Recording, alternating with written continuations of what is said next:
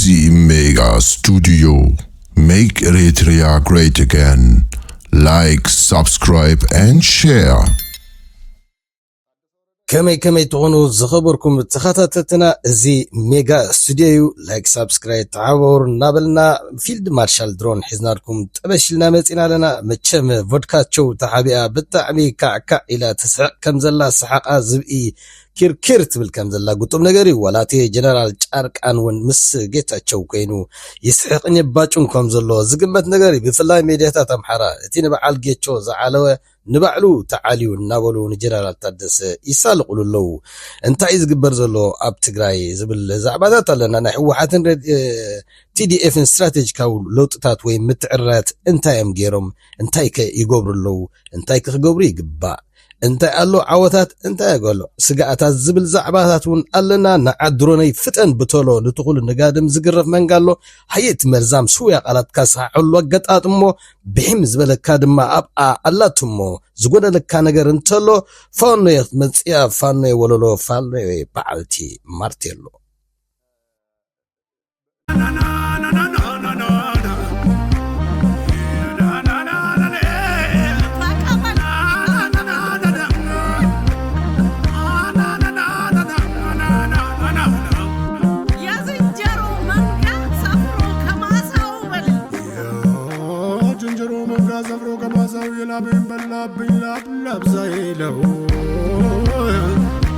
ህወሓት ስትራቴጂካው ናይ አመራርሓ ውድቀት አለና ክብል ከሎ እንታይ ማለት እዩ መን ይኸበት ስትራቴጂካው ናይ አመራርሓ ውድቀት ዝሕተት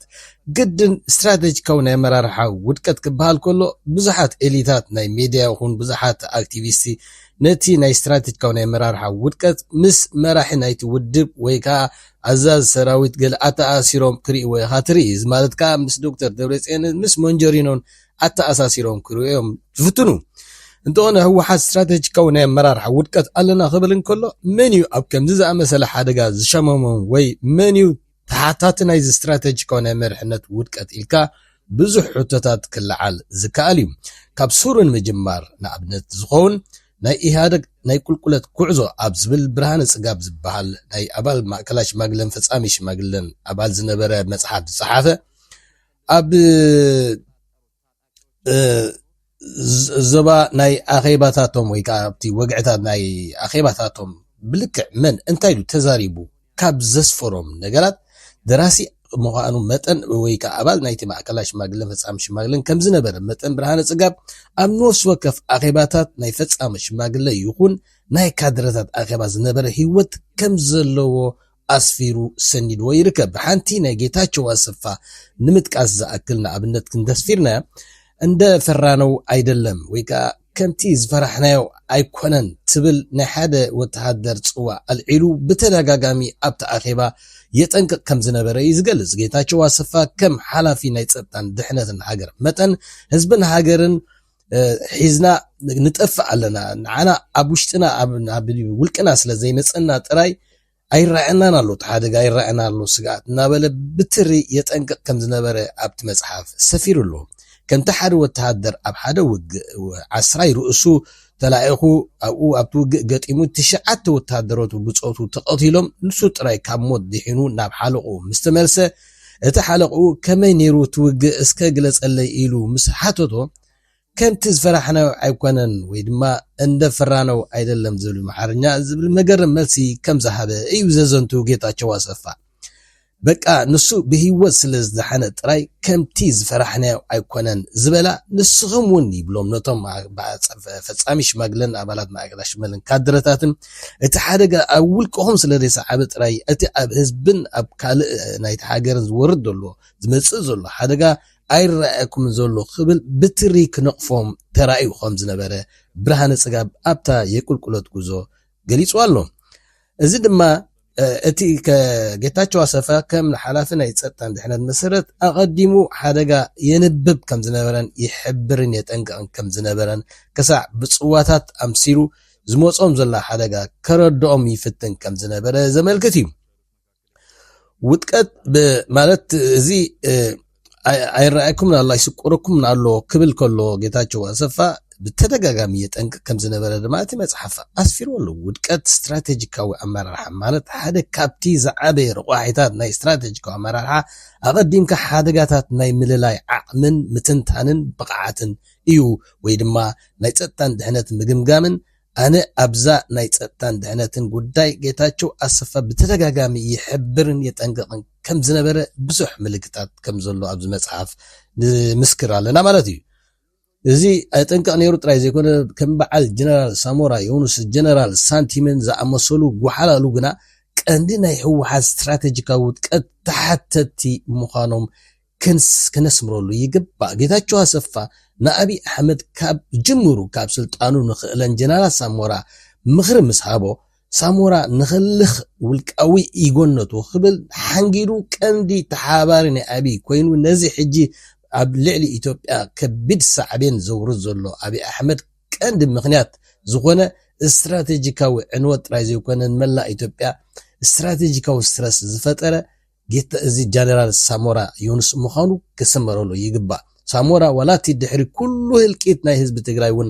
እንተኾነ ነቲ ጠለብ ናይ ጌታቸው ኣሰፋ ናይ ዕልዋ ብዝምልከት ዝወሰዶ ስጉምቲ ጌና ሕጉስ ምዃኑ እዩ ክገልጽ ተራዩ ክሳዕ ሕጂ ድማ ንትግራይ ገጹ ተቐልቂሉ ኣይፈልጥን ስለምንታይ እንተልና እቲ ውሻጦኡ ምእዛዝ ኣቢዎ ምኽንያቱ እቲ ዝገበሮ ከቢድ ናይ ስትራቴጂካዊ ክድዓት ስለ ዝረኣዮ ማለት እዩ እንተኾነ ኣቢቹ ኣንበሳ ነዚ ተኽላ ብኣግኡ ኣስተውዒላ ብዘይተጸብየ ሃንደበት ካብ ስልጣኑ ብጥሮታ ከም ዝባረርቶ ብዝሕፍር ውርደት ከም ዝኣልየቶ ሪኢና ኢና ካልኣይ ስትራቴጂካዊ ናይ ጸጥታን ድሕነትን ተሓታቲ ኢልካ ክግለጽ ጋል ጀነራል ሳንቲም እዩ ጀነራል ሳንቲም ዝኹሉ ናይ ኢንሳ ዳይሬክተር ኮይኑ ኣብ ስርሓሉ ናብ ዘገልግሎ ኣብቲ ናይ ህፁፅ ናይ ሓደጋ እዋን ኣቀዲሙ ክትንበይን ክትንትን ይትረፍ ናይ ኢትዮ ቴሌኮም ሓላፊት ወይ ዳይሬክተር ጀነራል ዝኾነታ ሂወት ዝተባሃለት ነቲ ኣብ ትግራይ ኣትያ ንኹሉ ትግራይ ወይ ከዓ TDF ሕወሓት ሓደጋ ንኸይውርድሉ ኣብቲ ብዲጂታል ማለት ባንክታት ብኮዳትን ብገለን ኣብቲ መቐለ ስለ ዝነበረ ተኸስታይ እዛ ዳይሬክተር ጀነራል ናይ ኢትዮ ቴሌኮም ኣብ ትግራይ መፅያ እዚ ኩሉ ናይ ኢንሳ ዳይሬክተር እንታይ ይጽበን እንታይ ተዓኒዱ ነይሩ ዝኩሉ ኮዳት ቀያይራቶ ክትከይድ ከላ ዝኩሉ ናይ ሚሳይላት ሲስተም ብኸመይ ከም ዝትኮስን ብዙሕ ሓደጋ ከስዕብ ዝኽእል ፓራላይዝ ግብር ዝኽእለት መንግስቲ እቲ ኢንሳ ስለ ዘይተኸላለለ እዚ ማለት ድማ ጀነራል ሳንቲም ስለ ናቱ ስራሕ ዘይሰርሐ ሓደ ካብቲ ስትራቴጂካዊ ናይ ውድቀት ናይ ሴኩሪቲ ኣመራርሓ ከም ዝነበረ ክጥቀስ ይግባእ እዚ ድማ እንታይ ይሕሉ ነይሩ ክበሃል ዘለዎ ነገር ማለት እዩ ወዚ ኩሉ ናይ ውግእ ሓደጋን በየንን መዓስን ብኸመይ ዝበለ መጠን ይመጽእ ኣሎ ክፈልጥን ክትትን ትጽቢ ዝግበረሉ እቲ ናይ ኢንሳ ወይ ከዓ ናይ ስትራቴጂክ ስልያ ሓበሬታን ምዃኑ ክፍለጥ ይግባእ ሓደ ናይ ክልል ፕሬዚደንት ወይ ናይ ውድብ መራሒ እኮ እቶም ናይ ስትራቴጂክ ስልያን ወታደራዊ ትካልን እዮም ቀንዲ ዓይንን እዝንን ኣእምሮን ኮይኖም ዝመርሕዎን ከም ህዋሳት ኮይኖም ዘገልግልዎን ወይ ከዓ ዘዕንዎ ስለዚ ድማ ህወሓት ስትራቴጂካዊ ናይ ኣመራርሓ ውድቀት ገጢምና እንተይሉ እቲ ኣቦ ወንበር ወይ ፈጻሚ ሽማግለ ጥራይ ዘይኮነ እቲ ናይ ጸጥታን ድሕነትን ሓላፊ እውን ሓደ ካብቶም ብቐዳምነት ክጽገን ወይ ክውገድ ዝነበረ እዩ እዚ ድማ ነቲ ወታደራዊ ትካል ደሚርካ እቲ ወታደራዊ ትካሉ ናቱ ወታደራዊ ስርያ ስለ ዘለዎ ኣብዚ ትካል ዝኸ እንታይ ምድላዋት ክግበር ይከኣል ነይሩ እንታይ ዝኾነ ትጽቢት ምድላዋት ይግበር ነይሩ ኣብኡ እውን ቀንዲ ተሓታትነት ናይ ስትራቴጂ ኣመራርሓ ድኽመት ከም ዘሎ ክስመር ይግባእ ብዙሓት ካብ ኤሊታት ተጋሩ ዘየልዕሎ ጉዳይ እንተልዩ ስትራቴጂካዊ ናይ ፖለቲካዊ መሪሕነት ምስ ዶክተር ደብረጽዮን ወይ መንጀሮኖ ዓለም ገብረ ዋህድን ጥራይ ኣላጊቦም ክሪእዎ ዝፍቱን እዩ ንኣብነት ኣብዚ ሰለስቲ ጋዜጠኛ ቴድሮስ ጸጋይ ናይ ሪዮት ንፕሬዚደንት ኢሳያስ ሓደጋ ዓቅዲምካ ናይ ምግምጋም ዓቕሙ ብጣዕሚ ዘገርም እዩ ክብል ብኣድናቆት ክገልጾ ተራእዩ ነይሩ ናብ ሩስያ እንተኸድና እውን ፕሬዚደንት ቭላድሚር ፑቲን ዝኾነ ስትራቴጂካዊ ድኽመታት እንተገጢሞ ብቐዳምነት ናይ ጸጥታን ድሕነት ትካሉ እዩ ዝፍትሽ ከምኡውን ናይ ወታደራዊ ትካሉ መርሑድ ኣካላት እውን ይፍትሽን ይምርምርን ተለልዩ ይልውጥ የባርር ከምኡ ከዓ ይጽግን ማለት እዩ ጋዜጠኛ ቴድሮስ ጸጋይ ንኢሳያስ ሓደጋ ኣቀዲምካ ናይ ምግምጋም ብቕዓቱ ክንእድን ከሎ ነቲ ስትራቴጂካዊ ናይ ጸጥታን ድሕነትን ትካል ናይ ኤርትራ ወይ ከዓ ነቲ ናይ ስልያ ዓቕሚን ብቕዓትን ናይ ኤርትራ የደንቕ ኣሎ ማለት እዩ። ብርግጽ ድማ ኣብ ግዜ ብረታዊ ቃልሲ ኮነ ሕጂ ናይ ህዝባዊ ግንባር ናይ ሰራዊት ኤርትራን ናይ ሓይሊ ቀንዲ መራብሒ ወይ ከዓ ናይ ኢንቴሊጀንስ ፎርስ ማልቲፕላየር ተባሂሉ ብዝነኣድ ብቕዓት ዝግለጽ ናይ ስትራቴጂክ ናይ ጸጥታን ድሕነት ወይ ከዓ ናይ ኢንቴሊጀንስ ዓቕሚ ናይ ኤርትራ ምዃኑ ክግለጽ ይከኣል። ድሕሪ ስምዕ ፕሪቶርያ ንህወሓት ስትራቴጂካዊ ዕንወት ንኽወርዶ ካብ ዝሰርሑ ሰበ ሰይጣናት ገለ ጀነራል ጻድቃን፣ ጀነራል ሳንቲም፣ ጀነራል ታደሰ ወረደ፣ ጀነራል ሳንቲም፣ ጀነራል ወዲ አንጥሩ፣ ጀነራል ወዲ አሸብር ካልኦትን ይርከቡ። ጌታቸው ረዳ ብሕምዲ ሓሰን ኣብ ዝተዋጠረሉ ግዜ አብይ አሕመድ ቅድሚ ቀዳማይ ሚኒስተር ኮይኑ ምምራፁ ኣብ ግዜቲ ጆኖሳይዳዊ ውግእ ኢሎም ዝገልጽዎ ይኹን ድሕሪቲ ስምዕ ፕሪቶርያ ከይተረፈ ቀንዲ ዓርኩ ምንባሩን ምዃኑን ጆኖሳይድ ይፈጸም ኣይፈጸም ዕርክነትና ኣይቂሮን ክብል ብዘይ ሕፍረት ነታ ጋዜጠኛ ከይተረፈ ንሓምዲ ሓሰን ጥራይ ዘይኮነስ ነቶም ብምሎም ናይ ስቱዲዮ ኦዲየንስ ከይተረፈ ብዘገርምን ዘደምምን ብኽድዓትን ሞራላዊ ምሽማሸ ናይ ጌታቸው ተገሪሞም እዮም። ኣብዚ ክስመረሉ ዘለዎ ጉዳይ ጌታቸው በዛ ቀና ዘሎ አገላልጻ ናይ ዕርክነቱ ምስ አብይ ዝገለጻ ሓደ ካብቲ ናይ ስልቲ አብይ አተግባርን ብሕቡእ ብስውር ብሽርሒ ድማ ናይ አብይ አገልጋሊ ኮይኑ ነቲ ውሽጣዊ አመራርሓ ወይ ስትራቴጂካዊ አመራርሓ ናይ ትግራይ ማለት እሱ ንገዛ ርሱ ፈጻሚ አካል ስለዝነበረ ከምኡን ግዜያዊ ፕሬዝደንት ኮይኑ ባዕሉ አብይ ስለምንታይ መሪጾ ዝብልን ነዚ ዕርክነት ኣብዛ ናይ ሕምዲ ሓሰን ናይ አልጀዚራ ዝገለጻ ጌታቸው አሰፋ ክትሽረፍ ዘለዋ ክትንተን ዘለዋ ምክንያቱ ሓደ ካብቲ ስትራቴጂካዊ ውድቀት ናይ ህወሓት ይኹን ናይ ቲዲኤፍ ከምዚኦም ዝኣመሰሉ ውሽጢ ኣርኪ ናይ አብይ ኮይኖም ዝሰርሑን ኣዕናዊ ተግባር ዝሰርሑ ነበሩ ምዃኖምን ክስመረሉ ኣለዎ። ሓደ ካብቲ ናይ ስልቲ አብይ ድማ ከምዚ ባዕሉ ብተደጋጋሚ ዝገልጾ አብይ ዝምክሐላ ስልቲ ህወሓት ካብ ብውሽጡ ካብ ዝወፁ ከዳዓት ጌርና ኢና ንገማምዖ ብኸምኡ ኢና ከዓ ንሕና ናብ ስልጣን ደይምና ክብል ከሎ ኣብ ውሽጦም ኮይና ንውሽጦም ስለዝፈለጥና ኣብኡ ኮይና ኢና ዒድና ክብል ከሎ ንህወሓት ከዓ ካብ ውሽጢ ህወሓት ንቲዲኤፍ ካብ ውሽጢ ዲዲኤፍ ብዝወፁ ከዳዓት ገይሩ ከም ዘዕነዎም ብምዝካር እዚ ድማ ሓደ ካብቲ ስትራቴጂክ ዕንወትን ስትራቴጂክ ስትረስን ክፈጥር ምኽኣሉ በዞም ከዳዓት ምዃኑ ክፍለጥን ክስመረን ይግባእ። እዚ ግና ኤሊታት ተጋሩ ክፍትሽዎ ኣይረኣዩን ክትምርምሮን ከተጽንዖ ዝግባእ እዩ ድማ እቶም ቀንዲ ናይ ውድብ ህወሓትን ቲዲኤፍን ስትራቴጂካዊ ውድቀት ንኸምፁ ብሽርሒ ዝተወደቡ ጀነራል ጻድቃን፣ ጀነራል ሳንቲም፣ ጌታቸው ረዳ እቶም ኣብ ሓራም መሬት ኣለና ዝብሉን ካልኦትን ቀንዲ ተሓተቲ ምዃኖምን ኣብዚ ኣጋጣሚ ክግለጽ እዩ ዝግባእ። ኣብዚ ክጥቀስ ዘለዎ ዓበይቲ ጉዳያት ህወሓትን ቲዲኤፍን ብክንደይ ካብ ውሽጦም ዝወፁ ከዳዓት እናተሓቁነ ውሽጦም ብከቢድ ፈተነታት ተሳሕሉ እናፀረዩን ስትራቴጂካዊ ምትዕራይ ገይሮም ዶ እንተይልካ መሰረታዊ ለውጢ ደኣዮም ዝክገብሩ ብዙሕ ቡዶታት ገጢሞምን ይሰርሑን ይፅዕሩን ዘለዎ እምበር ገይሮምን ፈረቓን ክበሃል ይከኣል እዩ። ብዙሕ ስትራቴጂካዊ ምትዕራይ ገይሮም እዮም። ንኣብነት ነቶም ቀንዲ መሳርሒ ናይ አብይ ፀራሪጎም ኣውፂኦሞም እዮም። እዚ ድማ ናይ አብይ ስትራቴጂክ ኣገልገልቲ ዝነበሩ ብምልኦም ብሓውራቶም በበቲኾም ኣውፂኦሞም ማለት እዩ። ካልኣይ ከምቲ ናይ ዝሓለፈ ብፀላኢ ዝተኸበቡ ዘይኮነ ብዙሕ ናይ ጂኦፖለቲካውን ጂኦ ስትራቴጂካውን ምትዕራያት ብምግባር ምስ ኤርትራን ኣምሓራን ኣጎውን ኦላን ዝነበሮም ዝምድና ኣብ ማዕራርዮም ኣብ ናይ አብይ ግዜ ብዝነበረሉ ናይ 360 ካብ ናይ አብይ ክባ ናይ 360 ዲግሪ ወፂኦም ሎሚ ትግራይ ብአብይ ዘይትድፈርን ካብ ውግእ ክገብር ናብ ትግራይ ወላ ሓንቲ ሓሞት ከም ዘይብሉን ብዙሓት መሳልፍቲ ዘለዋን ኤርትራ ድማ ዝዓበየት ስትራቴጂክ ደብስ ናይ ትግራይ ምዃናን ናይ ዲፕሎማቲክን ሎጂስቲክን ሳፕላይን ኮሪደር ከም ምዃናውን ኣብዚ ድማኒ ስትራቴጂካዊ ምትዕራይ ከም ዝገበሩን ንኽገብሮ ዝኽእሉ ምንቅስቃሳት ወይ ከዓ ናይ ሞቢሊቲ ፍሌክሲቢሊቲ ስትራቴጂካዊ ዝኾነ ገስጋስ ብምፍጣር ንህዝቦም ናይ ፀጥታን ድሕነትን ፈጢሮም ልዮም ክበሃል ይከኣል እዩ። እዚ ድማ ዝኾነ ስትራቴጂካዊ ምትዕራይ ከም ዘይገበሩ ጌርካ ፍሬም ምግባር ጌጋ ምዃኑ በዚ ጭብጢ ዝክረጋገጽ። ስለዚ ድማ እዩ ኣብ ዝሓለፈ ሰሙናት ካብ ኬንያ ብመገዲ አብይ ጠለብ ተላኢኹ ኢሳያስ ዕረቁን ዝብል ዝነበረ አብይ ኬንያ ድማ መራሒ ነቲ ናይ ፀጥታ ድሕነትን ዳይሬክተር ዝኾነ ኑረዲን ሊኢኹን ናብ ኤርትራ ስለዚህ ኣብኡ ብዛዕባ ናይ ክግበር ዘሎ ናይ ሰላም ክዛረብ ምስከለት ዳይሬክተር ጀነራል ኢሳያስ ብኢሳያስ ተዋህቦ መልሲ ንሕና ውግእ ኣይንኸፍት ኒና ምክንያቱ ንሕና ይኮናን ውግእ እናበልና ንጎሆ ንፍክርን ንጃሃርን ነጓዕብዕን ዘለና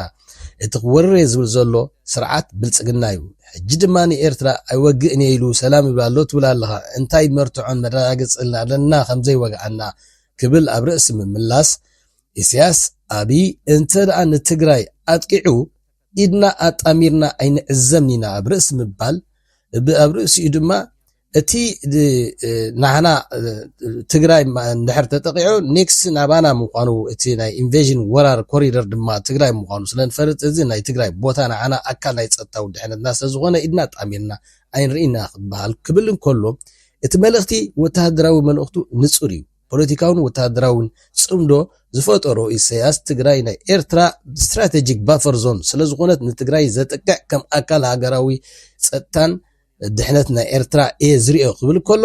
ህወሓት ይኹኑ TDF ስትራቴጂካዊ ምትዕራይ ምግባሮም ዝምስክር ኣብ ርእሲ ምዃኑ ክሳዕ ክንደይ ውሑስ ደጀም ፈጢሮምን ስትራቴጂካዊ ውጥጣት ገይሮምን ዝምስክር ስለዝኾነ እቶም ናይ ዘበና ዲጂታል ኤሊታት ንህወሓትን TDFን ዝገጠሞም ውሽጣውን ግዳማውን ምሕቋን ቡድሆታትን ምግምት ከይሃቡ ብዓቕሞም ዘካይድዎ ስትራቴጂካዊ ምትዕራያት ዓው ኢሎም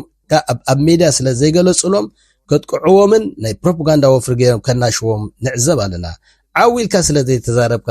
ኣብ ውሽጥኻት ብታሕቲ ወይ ኣንደርግራውንድ ትሰርሐልኻ ማለት ግን ኣይኮነን እቶም ቀንዲ ስትራቴጂካዊ ዕንወት ኮነ ስትራቴጂካዊ ስረስ ዝፈጠሩ እቶም ከዳዓት ባንዳታት ኣብ ጎና ኣብይ ተሰሊፎም ንገዛእ ህዝቦም ሰራዊቶም ስትራቴጂክ ስትረስን ስትራቴጂክ ዝኾነ ዕንወትን ዘውሩ ዘሎ ከዳዓት ምዃኖም ክስመረሉ ይግባእ እዚ ፊልድ ማርሻል ድሮኒው ካብ ሜጋ ስቱዲዮ ላይክ ሰብስክራይብ ጎሩ ስጋብ በኻል ቪዲዮ ንመጽእ ስስና ይንቁልና ታደሰ ወረደ እንግዲህ በፊት የጌታቸው ምክትል ሆነው እንደ የታምራት ደስታን ሙዚቃ ታውቀዋለህ አይደል እንደ ይሁዳ አይነት ነገር ማለት ነው ቀን ከጌታቸው ረዳ ጋር አብረው ይውላሉ ማታ አራት የሚበሉት ከነ ደብረጽዮን ጋር ነበር ይሁዳ እንዳረገው ማለት ቀን ከክርስቶስ ጋር ይውላል ሲሰብኩም አብሮ ይዞራል ከዛ ማታ ደግሞ ወደ ጸሐፍት ፈሪሳውያኑ ወደሚፈልጉት ይሄድ ነበርና እኚህም ሰውዬ እንደዛ አይነት ሂደት ውስጥ የነበሩ አሁንም ሙሉ ለሙሉ እንደው ኃላፊነቱንም ስልጣኑን ከተሰጣቸው በኋላ ምንም አይነት የፈየዱት አንድ እርምጃ ያስኬዱት አንድም ነገር የለም ነው በእርግጥም መጣ መለስ የሚል የጦርነት ድምጽ ስም እንሰማለን አንዳንድ ጊዜ አይደል እንዴ ይሄ ምክንያት ካልሆነ በዚህ አካባቢም ጦርነት አሁን በአፋር በኩል የሆነ የመጣ ነበር እንደዚህ በጎንደርም በኩል የተወሰነ መንገድ እንደዛ የተሰሙ ነገሮች ነበሩና እንደውም ስጋት ውስጥ እንድንገባ ምክንያት ሆነውናል ነው ጸጥታ አንጻራዊ ሰላም ተብሎ የሚባለውን ነገር በደንብ በሳቸው ወቅት ማየት ገባል አልነበረም ነው ምናልባት በዛ ምክንያት ይነሳሉ ብዬ ነው የማስበው ቢሮአቸው ተከቦ ተኩስ የተከፈተባቸው ጀነራል ታደሰ ወረደ የተደበቁበት ታወቀ።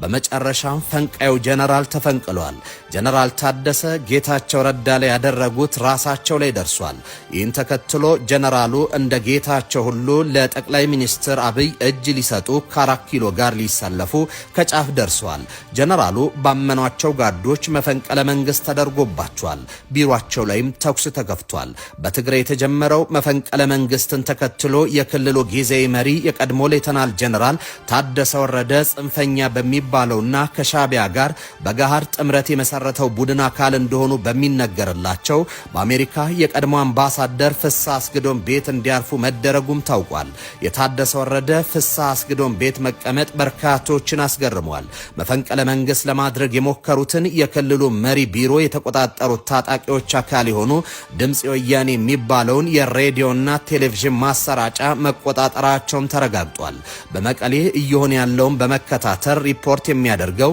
የትግራይ የአዲስ ሪፖርተር ተባባሪ እንዳለው ከሆነ የትግራይ ጊዜ መሪ ታደሰ ወረደ ይህ እስከተዘገበ ድረስ የሚያሰጋቸው ነገር አልገጠማቸውም። ይሁን እንጂ አሜሪካ ሆነው የህወሓት ኃይሉን ሲመሩና ሲያስተባብሩ ከነበሩት አቶ ፍስሐ አስገዶም መኖሪያ ቤት እንዲቀመጡ የተደረገበት አግባብ ግልጽ አይደለም ተብሏል። 78 የሚጠጉ የአንድ ኮር አባላት የክልሉን አስተዳደር ቢሮ የወረሩና የተቆጣጠሩት የትነግ አንድ ከፋይ ታጣቂዎች የድምጽ ወያኔን ቢሮ መያዛቸው፣ ሰራተኞቹም በሙሉ ማባረራቸውን ተባባሪው የአይን ምስክሮችን ጠቅሶ አመላክቷል። ማን እንዳደረገው ባይታወቅም ድምጽ ወያኔ ከሳተላይት እንዲወርድ ወይም አገልግሎት እንዲስተጓጎልም ሆኗል። ታደሰ ወረደ ስልጣን ከያዙ በኋላ የሾሟቸው የትግራይ ፖሊስ ኮሚሽነር ገብረ ዴላ የ13 አርሚ አዛዥ በጽህፈት ቤታቸው ስብሰባ በተፈጠረው መፈንቅለ መንግስት ድራማ ዙሪያ እየተወያዩ መሆኑ ታውቋል። ይህ መረጃ እስከተጠናከረበት ጊዜ ድረስ የስብሰባ ውጤት አልታወቀም። የክልሉ መንግስት በገሃድ ያለው ነገር የለም። የትግራይ ኃይል አባላቱ በወር የሚያገኙት ደሞዝ እንዲሻሻልና ሌሎች ጥቅማ ጥቅሞችን በተደጋጋሚ ሲጠይቁ ቆይቷል። ለአሁን አንዳንዶች ወደ አዲስ አበባ ሲሄዱ በተደጋጋሚ ይታያል። እንዲህ ያለው የትግራይ ኃይል አባላትና ተቃውሞ ጥያቄ ለመጀመሪያ ጊዜ የተከሰተ ሳይሆን ከዚህ ቀደም የክልሉ ዋና ከተማ መቀሌን ጨምሮ በተለያዩ አካባቢዎች አጋጥሞ እንደነበርም ተዘግቧል። የዛሬው የመቀሌ ከበባ መቀሌ ከባድ ጭንቅ ውስጥ ገብታለች። አርሚ በሚል የተደራጀው ኃይል በከተማዋ ዘልቆ በመግባት የፕሬዝዳንቱን ጽህፈት ቤት ጨምሮ የከተማዋን ዋና ቦታዎች መቆጣጠር መጀመሩን የሚያመለክቱ መረጃዎች እየወጡ ነው። ክልሉን በሚመሩት ጀነራል ታደሰ ወረደና በነደብረጽዮን መካከል የተፈጠረው ልዩነት ነገሮችን ወደ አደገኛ ወታደራዊ ፍጥጫ እየወሰዳቸው መሆኑን የሚያመለክቱ መረጃዎች በመውጣት ላይ ይገኛሉ። በለውጥ ፈላጊዎችና ባለበት እንቀጥል በሚሉ እንደዚሁም ከኤርትራ መንግስት ጋር ጥብቅ ግንኙነት ባላቸው ኃይሎች መካከል የተፈጠረው ልዩነት ወደ መጨረሻው ደረጃ ደርሷልም የሚሉ መረጃዎች በመውጣት ላይ ናቸው።